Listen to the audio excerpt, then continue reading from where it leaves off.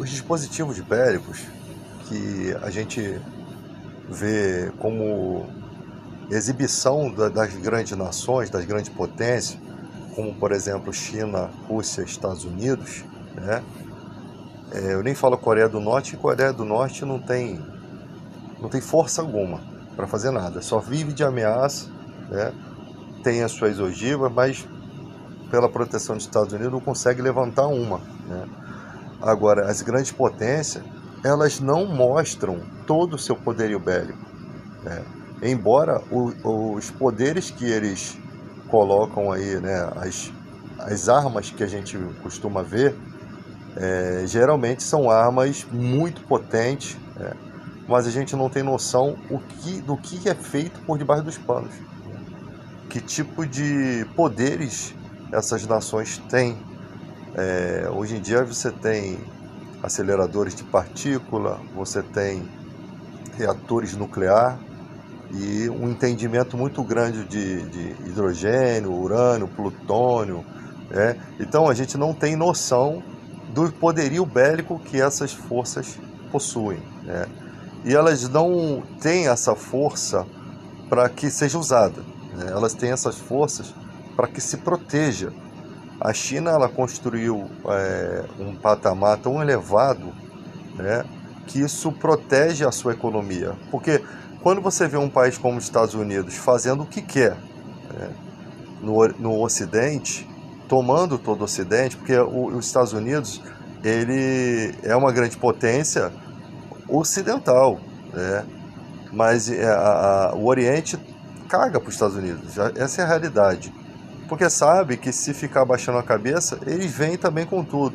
Então, os Estados Unidos, ele só afronta, ele não vai entrar numa guerra com China, com Rússia. E, ao mesmo tempo, essas potências não vão mexer com as coisas dos Estados Unidos, né? Embora, quando se mexe com acordos de petróleo lá da Venezuela, você vê que a China faz ameaças lá em Taiwan, né? Um lugar também que a China quer exercer a mesma coisa, fazer a mesma coisa que os Estados Unidos faz com as pequenas nações desprotegidas, né? E o que acontece?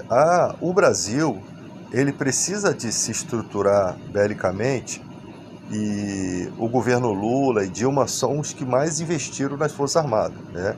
Em relação a poderes militares, poderio bélico, né?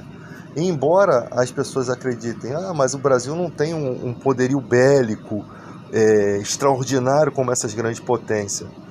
Só que essas grandes potências, elas têm um custo muito grande para manter um navio com 5.000 pessoas tripulando ali. Tem um custo, né?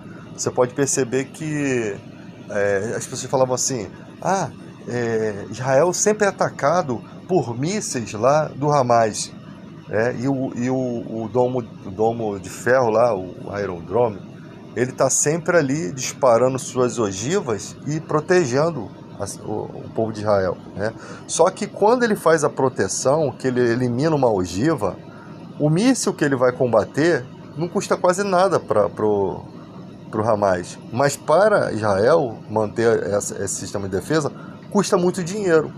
Então acaba, aí eles falam, mandam muitos mísseis desses para colapsar. Não, aquilo ali na verdade é gasto de dinheiro, porque toda vez que ele manda um drone, alguma coisa mais barata, né? Imagina, se toda vez que você mandasse um drone da Shopee, alguém viesse com um míssil daquele caríssimo, né, que gasta-se muito dinheiro, que não é aproveitável, e simplesmente esmigalhasse lá o drone da Shopee, olha o prejuízo financeiro que aquela pessoa está tendo, enquanto o outro só está gastando com besteira.